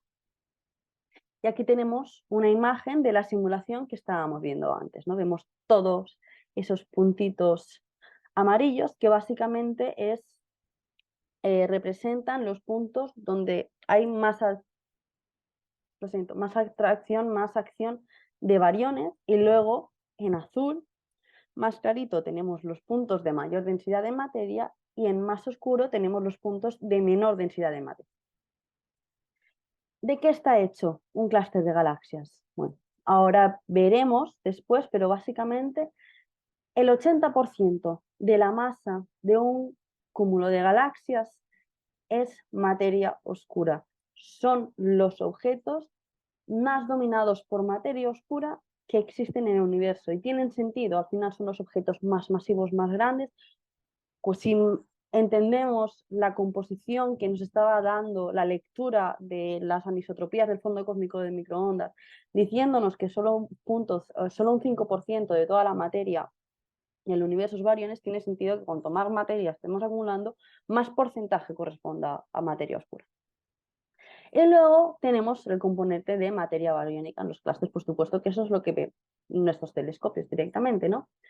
Solo hasta un 5% como mucho está en forma de galaxias, significa que es la luz de las estrellas de las galaxias, y de hecho la mayor parte de la luminosidad de los clústeres de galaxias, de los cúmulos de galaxias, viene de la emisión de la radiación de lo que llamamos el medio del intracluster medium, el medio del interior del cúmulo, por decirlo de alguna manera, que no es otra cosa que gas, sobre todo gas y una pequeña porción de polvo, a temperaturas exorbitantes. También los cúmulos de galaxia son objetos con unos campos magnéticos muy potentes, y ahora veremos qué efecto tiene esto. Si pensamos que el intracluster medium, el medio del interior del cúmulo, es este gas a temperaturas supercalientes, y vamos a entender que la mayoría de clústeres están en un estado virializado, como que están ya estables, son cosas que ya se han formado y están más o menos como en un equilibrio. Aún así, muchos de ellos no cumplen con estas expectativas. Algunos de ellos aún están atravesando procesos más primarios de su formación, ¿no? Como teniendo eventos de merging, que se están atravesando uno con el otro. Luego, algunas de las galaxias que tienen estos clústeres tienen objetos en su centro muy potentes como agujeros negros supermasivos, y esto origina una radiación que afecta no solo a la galaxia, sino al clúster entero de galaxias. Luego, el hecho de que tengan unos campos magnéticos tan fuertes también va a jugar un rol muy activo en el tipo de radiación que podemos medir de estos objetos. Y al final, todo ese tipo de mecanismos lo que terminan siendo son maneras de acelerar estas partículas, este gas supercaliente dentro del cúmulo de galaxias. ¿Eso qué significa? A ver.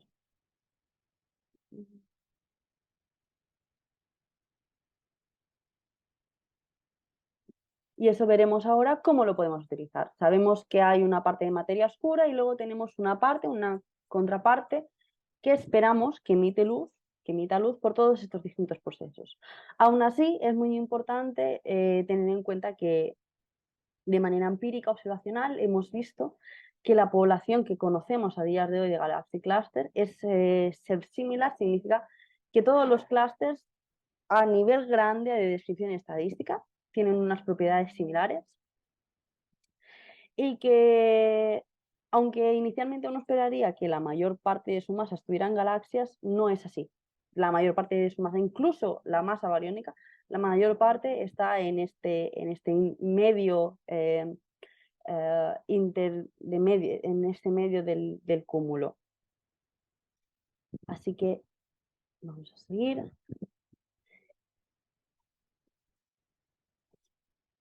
Y nos encontramos con la primera problemática cuando uno trata de definir lo que es un cúmulo de galaxias. Porque, por ejemplo, con una galaxia ves prácticamente dónde termina, por lo menos, la parte de materia visible. Pero con un Galaxy Cluster, que son puntitos de galaxias juntos, determinar la extensión es una tarea que requiere más esfuerzo. Eso significa que vamos a tener que definir distintas extensiones para poder cuantificar y poder comparar las masas de estos objetos. Y para ello vamos a definir dos cantidades. A ver, arriba. Vale. Y las vamos a definir con respecto a la densidad crítica que habíamos definido antes, que era esta cantidad de materia que separa los universos abiertos de los universos cerrados, esta densidad crítica.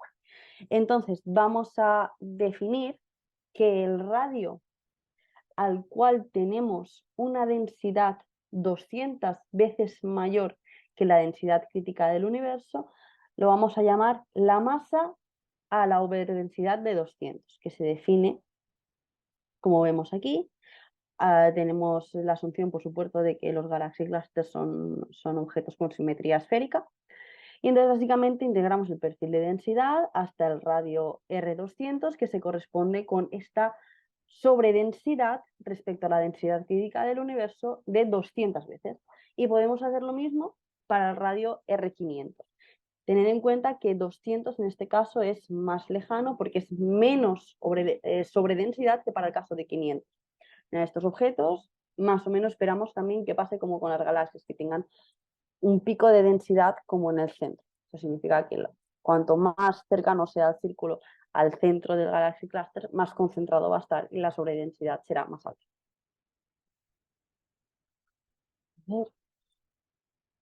Vale, aquí. Y vamos a ver los primeros estudios que se hicieron sobre cúmulos de galaxias. Vamos a asumir que tenemos un cúmulo de galaxias que está en una situación estacionaria, o sea, está quietito, tranquilo, con simetría esférica y en un estado de virialización, o sea, que ha sufrido todos los procesos, está completamente formado. Esto significa que podemos aplicar el teorema de Virial para calcular, tener por lo menos una estimación de su masa a través de las velocidades de dispersión de las galaxias que medimos en él. Aquí aplicamos el teorema de Virial, con 2 veces la energía cinética más la potencial, tenemos que tener un valor de 0 si el sistema está virializado. En el caso de la energía cinética, solo estamos considerando aquí la velocidad de las galaxias que componen nuestro cúmulo de galaxias. Y en el caso de la energía potencial está dado por la masa del sistema. Y hay que tener en cuenta que esta es la masa del sistema, no la masa que vemos de las estrellas, no, toda la masa del sistema. Juntando estos dos valores, tenemos la manera de estimar la masa, que básicamente es haciendo el promedio de las velocidades al cuadrado de nuestro sistema. Y estos valores, si asumimos una distribución homogénea de velocidades, como la que tenemos aquí de anisotropía, pues tenemos una estimación para el valor de la masa, lo mismo. Como son cúmulos de galaxias, no podemos, tenemos que definir hasta dónde, entonces va a depender del valor del radio que estamos considerando. Esto, la primera persona que lo hizo fue Fritz Zwicky en 1933, o sea, esto es previo al estudio de Vera Rubin de las curvas de rotación. Y básicamente se dedicó a medir las curvas, la dispersión de velocidades de las galaxias en el cúmulo de coma y encontró su valor de masa. ¿Qué fue lo que le sorprendió a Fritz Zwicky por aquel entonces? Es que el valor de la masa, para poder explicar las velocidades tan altas de dispersión que estaba midiendo, no se correspondía con los valores de luminosidad que se derivaban de las galaxias que estaban en los cúmulos de galaxias. O sea, básicamente se encontró con la misma situación que se habían encontrado Vera Rubin, bueno, que se encontrarían Vera Rubin y Ford 50 años más tarde, pero a otra escala del universo distinta, donde uno en principio no esperaría que pasase nada, porque estamos hablando de dinámicas y de escalas totalmente distintas. Y de hecho, podemos calcular también este ratio de masa-luz que estábamos viendo y vemos que la masa que tiene este objeto comparado con la luminosidad que viene de la parte de masa que vemos, tiene que ser 300 veces más. Estamos hablando de 2 órdenes de magnitud por encima respecto a la masa que podríamos esperar de la parte luminosa. Sin embargo, esta fue una primera estimación de cómo podemos obtener la masa de cúmulos de galaxias. A días de hoy entendemos un poquito más de cómo funcionan, sabemos la existencia de este medio de dentro del Galaxy Cluster, y dependiendo un poco de su situación podemos encontrar otras maneras de obtener una estimación de la masa. Y es importante tener cada uno de estos distintos pasos porque cada uno tiene unos sesgos distintos de los otros y las mediciones con los sistemáticos también son distintas de las otras. Vamos a hablar del primero, que básicamente es cómo obtener la medida de masa para un cúmulo de galaxias a través de la emisión de rayos X. Básicamente tenemos varios procesos que hacen que este ICM emita rayos X.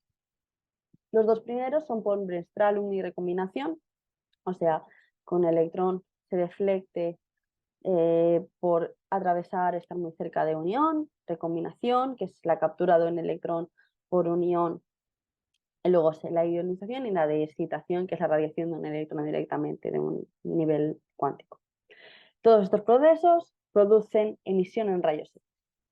Sin embargo, debido a la baja densidad del plasma de estos procesos, hace que el ICM en sí tenga muy baja densidad.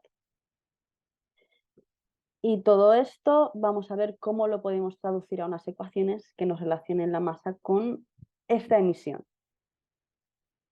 Aquí. Vamos a asumir que tenemos un medio intra del cúmulo que está termalizado, que estamos en equilibrio hidrostático, que la única fuerza exterior al sistema es la gravitación y que tenemos un sistema perfectamente simétrico. Entonces podemos aplicar la ecuación de equilibrio hidrostático, con la diferencia de presiones, el gradiente de presiones igual a menos la densidad del gas por el gradiente del potencial gravitatorio, y aplicando la espirometría simétrica obtenemos que la diferencia de presiones en el radio, el perfil de presiones en el radio, es directamente proporcional al valor de la masa. Eso significa que podemos obtener una buena estimación de la masa o del perfil de masas de un cúmulo de galaxias si conocemos el perfil de presiones y el perfil del gas. Y vamos a ver cómo nos ayudan los rayos X en este proceso.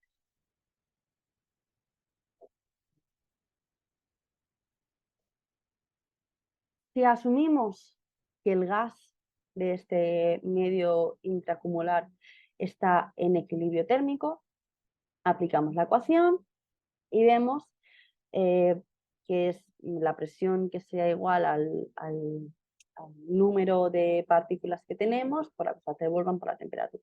Y aquí en N sustituimos por la densidad del gas, eh, la fracción molecular, vamos a asumir que el gas está prácticamente compuesto por protones en este caso, por eso utilizamos la masa del protón aquí, y sustituimos este valor en el valor de masa que habíamos obtenido antes de aplicar la ecuación hidrostática. Operamos un poquito y obtenemos que la masa, en este caso también la podemos expresar a través del perfil. Si no podemos medir, o por ejemplo fuera muy difícil de medir el perfil de presiones, que de hecho lo es, lo podemos traducir a medir el perfil de temperatura, que es una cosa mucho más sencilla, y aquí es donde podemos empezar a ver dónde está el enlace con medir la emisión de rayos X de estos objetos. La emisión de rayos X es básicamente una manera de medir el perfil de temperaturas de un cúmulo de galaxias. Y aquí, por ejemplo, tenemos una foto con superposición de las imágenes obtenidas por rayos X del satélite XMM Newton, también de la ESA, con una superposición de la imagen del mismo cúmulo de galaxias, pero de la contraparte óptica, ¿no? La contraparte de la visual normal. Y aquí vemos que hay como dos galaxias muy grandes cerca del centro del cúmulo, que se ven en la parte de la imagen de SDSS, y por encima tenemos en alto contraste, ¿no? Estos contornos que se ven en tono azulado, rosa, morado, la imagen de rayos X. Y lo que nos dicen también es que cuando obtenemos la masa con esta asunción, midiendo los perfiles de brillo en rayos X de estos cúmulos de galaxias, los valores de la masa son del mismo orden de magnitud, a veces con menos diferencia de un factor 2, de los que obtuvo en su momento Zwicky hace 100 años. O sea, nos está diciendo que los valores que obtenía Zwicky de las medidas de las velocidades de las galaxias dentro del cúmulo de galaxias coinciden con las medidas de masa del potencial gravitatorio que mantiene al gas del medio que está dentro del cúmulo unido. Esto significa que sin la materia oscura, sin esta sobremateria que veíamos, ese cúmulo no tendría la emisión de rayos X que estamos midiendo. O sea, para poder explicar que esta materia se mantenga unida y que estemos midiendo los rayos X que estamos midiendo de estos clústeres, necesitamos que haya un componente de materia que no estamos viendo haciendo de pozo de potencial para que toda esta materia bariónica se junte. Y bueno, tenemos también otros métodos que también se aprovechan de esta generalidad de utilizar el potencial gravitatorio que provoca una masa tan grande como un Galaxy Cluster, ¿no? Por ejemplo, sabemos que la luz también se deflecta con la masa, sobre todo con masas tan grandes. Estamos hablando de masas de Galaxy Cluster de 10 a la 14 y 10 a la 15 masas solares, o sea, son objetos realmente masivos. Y, por ejemplo, también podemos tener una medida de la masa de los cúmulos de galaxias con lo que se llaman los mapas de distorsión. Cuando tenemos un Galaxy Cluster en medio de un rayo de luz de un objeto que viaja desde la fuente original hasta nosotros, vemos que a veces se producen como una especie de distorsiones que se llaman shear maps, ¿no? Como mapas de distensión que vemos aquí. Y midiendo el ángulo, la distancia y la cantidad, el módulo de esta distensión, también podemos obtener un valor de esa estimación de la masa por un Galaxy Cluster. Y también en los casos en los que tenemos el efecto del strong lensing, pero estos objetos son más especiales porque para tener el efecto de lensing fuerte necesitamos una disposición muy específica de todos los objetos para que esta lente se produzca, ¿no? Como que estén a una cierta distancia uno de otro, la lente esté a una cierta distancia de nosotros. Si se cumplen todas estas condiciones, se producen fenómenos como los anillos de Einstein, o se produce esta foto, y midiendo el ángulo del anillo de Einstein, vemos que se puede obtener directamente el valor de la masa de este objeto si conocemos las distancias que entran en este juego. Pero vamos a saltar. A ver.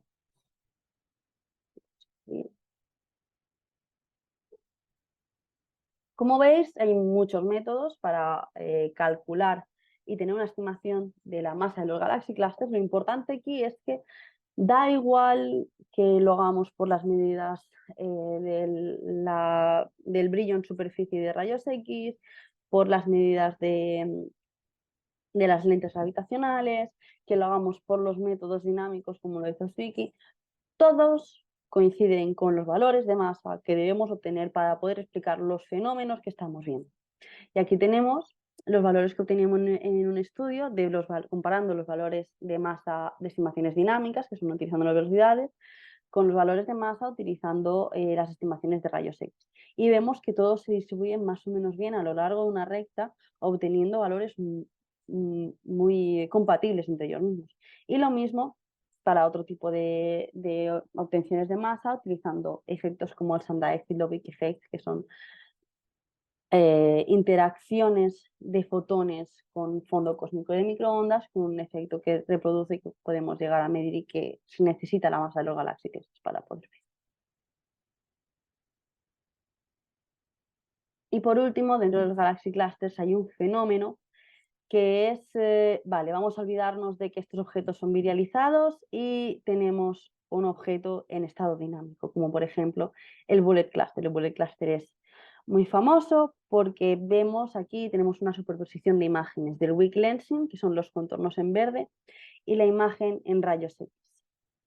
Y vemos que el centro está desplazado respecto a donde está el centro de masas.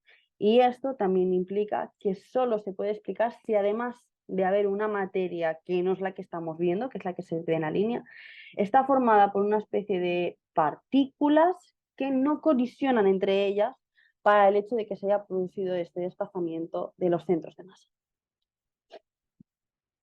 Y por último, vamos a hablar de las escalas más grandes del universo y cómo ellas también nos cuentan que para poder reproducir las observaciones necesitamos materia oscura. Y la primera es el fondo cósmico de microondas, pero como de esto ya hemos hablado, vamos a pasar a la segunda prueba más robusta, que es la formación de estructuras del universo. Y es que ya hemos hablado, ¿no? Teníamos estrellas, teníamos planetas que se juntaban en galaxias. Pero ¿cómo se forma todo esto? Al final hemos visto que para las galaxias, para poder mantenerse y explicar las velocidades, tanto de las curvas de rotación como de las galaxias, como como de las velocidades de dispersión de las estrellas, necesitamos materia oscura, también para los Galaxy Clusters.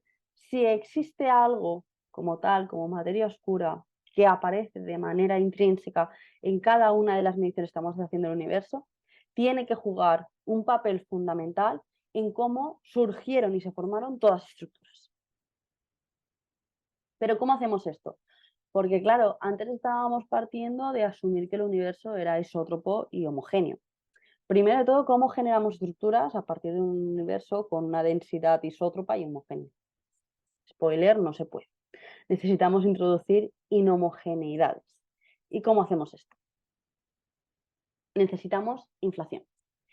La inflación lo que va a hacer son introducir pequeñas perturbaciones en el campo cuántico que van a trasladarse a crear pequeñas perturbaciones en la curvatura de nuestro espacio-tiempo. Estamos hablando de inflación, o sea, al principio, al origen de todo. Una vez tenemos estas pequeñas perturbaciones creadas en el espacio-tiempo, la materia, sea cual sea, va a acabar cayendo en estos pozos, creando perturbaciones de densidades que vamos a medir respecto al campo por medio, y esto es lo que vamos a llamar delta pequeño. Para poder seguir con nuestro argumento necesitamos asumir que estas perturbaciones van a seguir pequeñas. porque la manera en la que la gravedad se acopla cuando estas perturbaciones son más grandes deja de ser lineal. Si asumimos que deja de ser lineal, la única manera de resolver esto es a través de simulaciones numéricas que hablaremos luego, pero para poder entender cómo se forman estas estructuras a un primer nivel, vamos a subir que estas perturbaciones se quedan en un régimen que vamos a poder tratar de manera lineal. Y con esto vamos a poder definir también lo que llamamos el Matter Power Spectrum, como el espectro de materia que nos define cómo se forman las estructuras de nuestro universo. Para ello vamos a asumir que podemos hacer una disposición de onda plana de estas densidades en perturbación y vamos a mirar simplemente el promedio del cuadrado de estas densidades, que es lo que llamamos el Matter Power Spectrum. ¿Y qué nos encontramos? Vamos a mirar el plot de abajo, tenemos la predicción teórica, que es la línea continua, y luego un montón de puntos que son observaciones.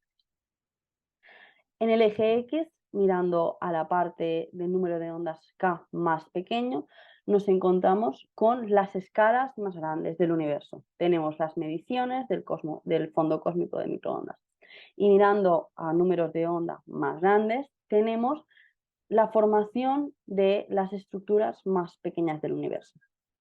Básicamente, esto nos cuenta que hubo un momento en el que la creación de estructuras estaba yendo directamente proporcional al factor de escala de expansión del universo, hasta que hubo un momento de inflexión donde pasó un cambio de era en el universo y estas empezaron a crecer de manera más paulatina sin ir tan deprisa. Y es el pico que vemos, ¿no? Hay un momento en el que hay un pico en la formación de unas estructuras a una escala concreta y luego vemos cómo esto cesa de caer hasta que tiene un final súper abrupto a una escala determinada.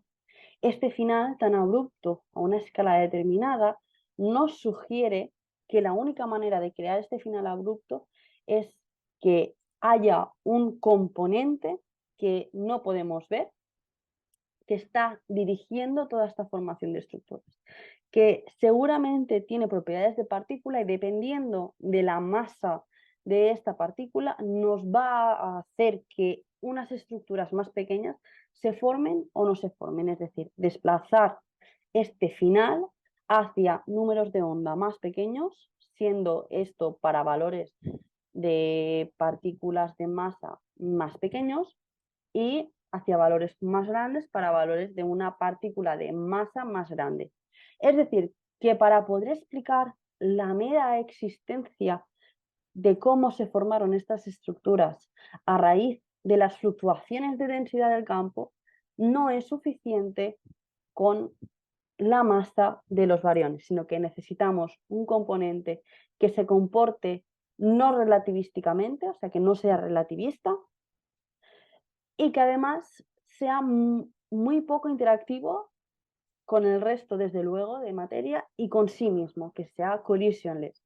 Y de aquí es donde viene el nombre de cold dark matter. Cold porque es no relativista y dark matter pues porque es oscuro.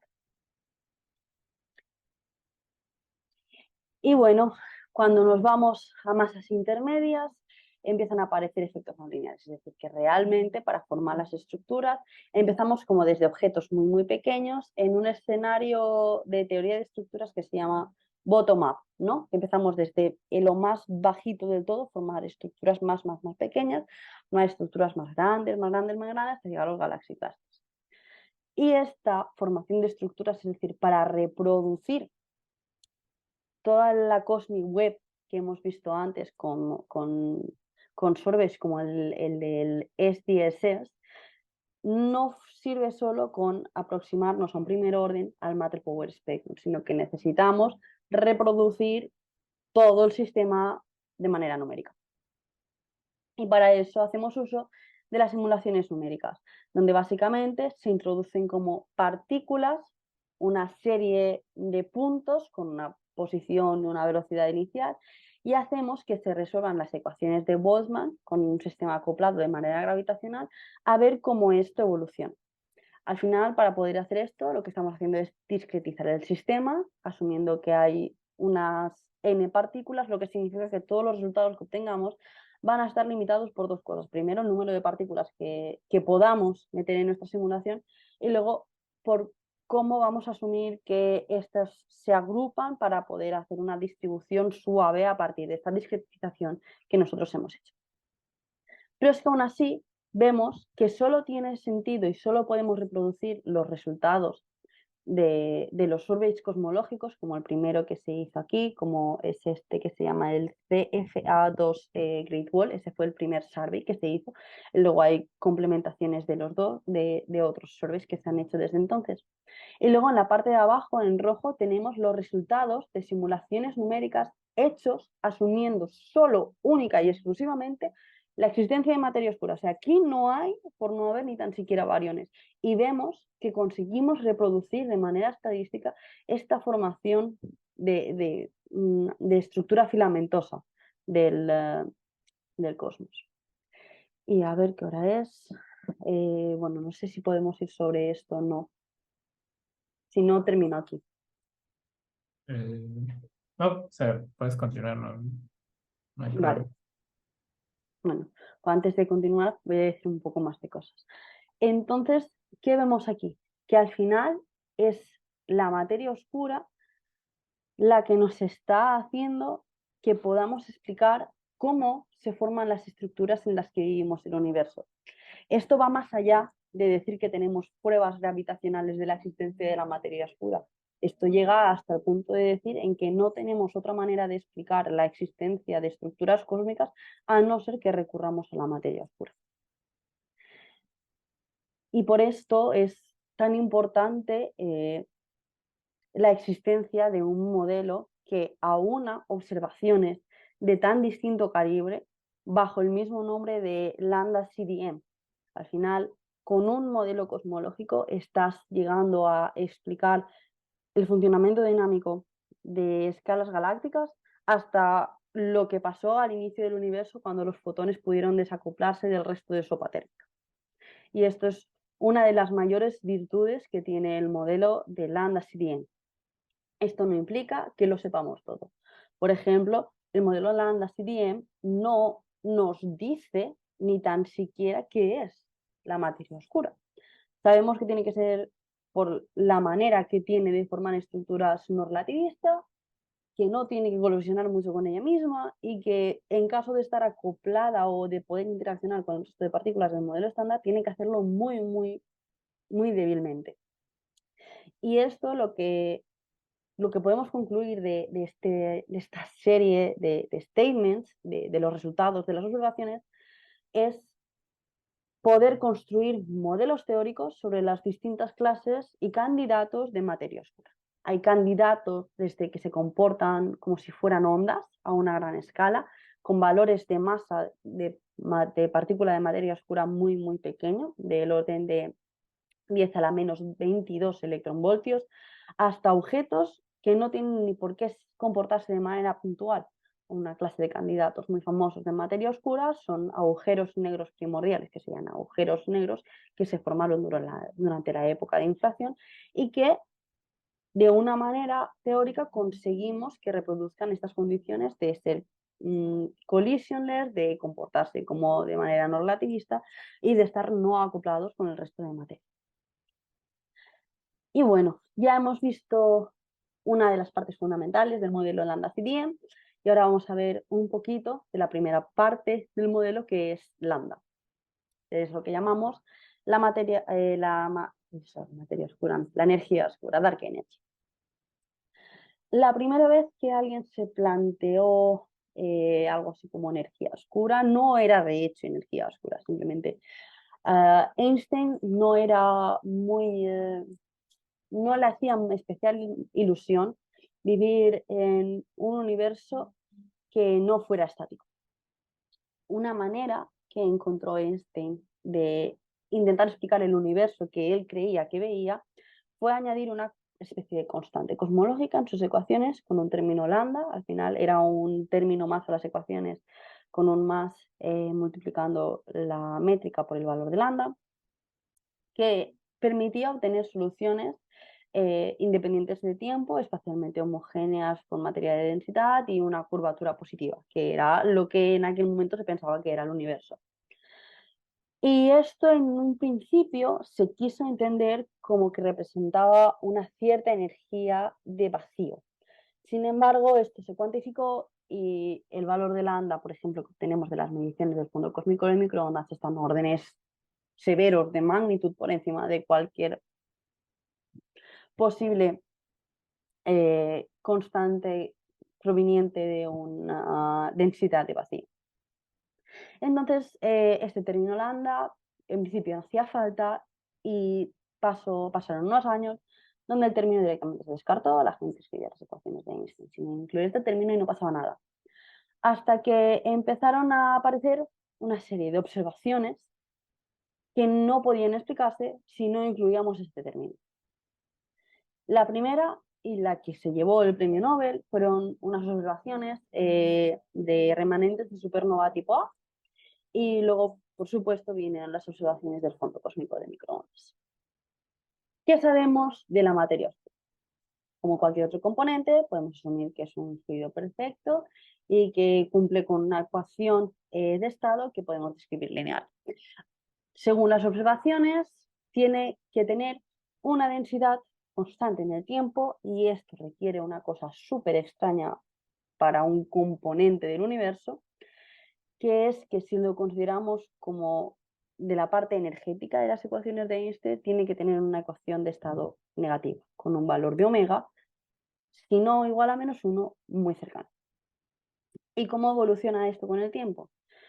Pensando que el universo se expande de manera adiabática, para un fluido adiabático esto implica que su densidad tiene que decaer como 1 sobre A3 y 1 más omega en negativo. Para el caso concreto de la energía oscura, lo que obtenemos es que su densidad se mantiene constante. O sea, tenemos una clase de componente que tiene una ecuación negativa de estado y que su densidad se mantiene constante con la expansión adiabática del universo. O sea, es un objeto realmente extraño. ¿Y cuál es la manera empírica o observacional de poder ver esta clase de objeto tan extraño?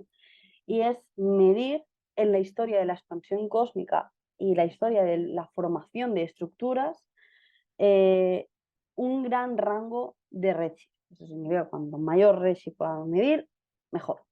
Y vamos solo a hablar un poquito sobre la observación que se llevó el premio Nobel, que es la del tipo 1A de supernovas. Primero, una supernova. Una supernova es una explosión de energía enorme de una estrella que ocurre cuando lo que se llaman estrellas de tipo enana blanca empiezan a correr en fusión nuclear y esto revienta básicamente. Se tira desde varios días a varios meses como una explosión en todo el rango de, de, de energías posibles, o sea, emitiendo desde rayos X hasta rayos gamma, con un pico en la parte del rango óptico que es comparable a una galaxia en emisión de varios años. En concreto, hay un tipo de explosión que resulta especialmente interesante por las calidades que vamos a ver ahora. El tipo de supernova 1A o IA es la que se produce de sistemas de estrellas binarias. Y lo más interesante es que el pico de luminosidad que esperamos de estos objetos parece que se produce de manera constante. Es decir, que debido a los procesos físicos que llevan a este tipo de supernovas, a la explosión, o sea, que producen este tipo de supernovas, son los mismos en todos estos tipos. O sea, que el pico de luminosidad para todos estos objetos es el mismo. Si conseguimos encontrar una manera de medir la distancia a la que están estos objetos, midiendo el flujo que nos llega a nosotros y sabiendo la luminosidad intrínseca que tenemos estos objetos, podemos obtener una medida de la constante de Hubble y de manera pertinente de las distintas composiciones del universo por esta relación del parámetro de Hubble con las ecuaciones de Friedman y las composiciones del universo. Podemos utilizar estos objetos como candelabros estándares, lo que se llama para medir distancias. Es decir, conocemos un objeto, sabemos el proceso físico que tiene, sabemos la luminosidad intrínseca que tiene. Digamos que tenemos otros métodos de antes, ya sean medidas de cefeidas o lo que sea, para poder determinar la distancia a la que está este objeto. Sabemos la distancia de este objeto, podemos calcular el flujo que nos llega y de ahí podemos calibrar su luminosidad. Esto nos permite que para objetos que estén más lejanos, nosotros siempre podemos medir su flujo, ya hemos calibrado su luminosidad, entonces si encontramos la manera de medir la distancia, vamos a tener una manera de medir este parámetro h. Y de hecho, esto es lo que se hace. Aquí tenemos medidas de un montón de surveys hechos a distintos tipos de varias supernovas del tipo 1A, desde hace un montón de años hasta valores más recientes. Y aquí tenemos el valor del ajuste de este pico de luminosidad con el valor de H0 y las distancias y, por supuesto, las distancias dependientes de estos parámetros. La expansión acelerada del universo fue algo característico de esta medición. Y de hecho se encontró en 1998 por dos grupos de manera independiente. El grupo de Supernova Cosmology Project y el grupo de High Redshift Supernova Search Team. Y lo que encontraron es que para poder explicar los valores de flujo de magnitud, que al final es lo que medimos el flujo, respecto a las distancias que estos objetos estaban calibrados de manera sistemática por los sistemas de cálculos de distancia habitual, encontraron que necesitaban un parámetro que se llamaba lambda, que decía que el universo estaba en expansión acelerada. Esto es lo que triggereó la inclusión nuevamente del parámetro lambda en las ecuaciones de Einstein. Y por supuesto, luego vino la necesidad de incluir también este parámetro para explicar la descomposición multipolar de las anisotropías del fondo cósmico de microondas. Esto tardó unos años, desde que se descubrió en 1998, y en 2011 resultó en ganar el premio Nobel a tres representantes, que fueron, si no me equivoco, este es Adam Ries, Perlmutter, y este no me acuerdo. Pero bueno, fue un gran descubrimiento. Nadie se esperaba que a días de hoy, porque lo que mides es H0, ¿no? Este H0, y este dicen que el universo a días de hoy estuviera en otro momento de expansión acelerada. Y bueno, la verdad es que igual que ocurre con la materia oscura, el modelo Lambda CDM explica la necesidad de incorporar este parámetro lambda en las ecuaciones, pero no nos da ninguna explicación sobre su naturaleza ni lo que es. Así que siempre nos queda como esta sensación agridulce, ¿no? De lo bien que funciona el modelo Lambda CDM para explicar todas las observaciones que tenemos. Sin embargo, siempre nos deja este sabor de no poder explicar de manera fundamental la mayor parte del universo, siendo que la materia oscura es hasta un 25% de la parte de materia y de este energy budget del universo, y la energía oscura hasta un 70%. Así que, ¿cuál es la solución? Bueno, Lambda CDM tiene muchas virtudes, pero desde luego necesitamos más investigación sobre qué son estos componentes oscuros del universo. Así que veremos el futuro que tienen los surveys para contarnos y cómo averiguamos más cosas sobre el universo que no vemos directamente. Espero que os haya resultado entretenido el seminario y que hayáis aprendido por lo menos un par de cosas. Y nada, si tenéis cualquier pregunta o lo que sea, o me preguntáis ahora por el chat. Si no, al principio de las slides tenéis mi correo, ya tengáis preguntas sobre las cosas que he explicado, tengáis preguntas sobre la carrera científica, cualquier cosa, me podéis dejar un email y intentaré responderos lo mejor que pueda. Muchas gracias por haberme escuchado todo este rato.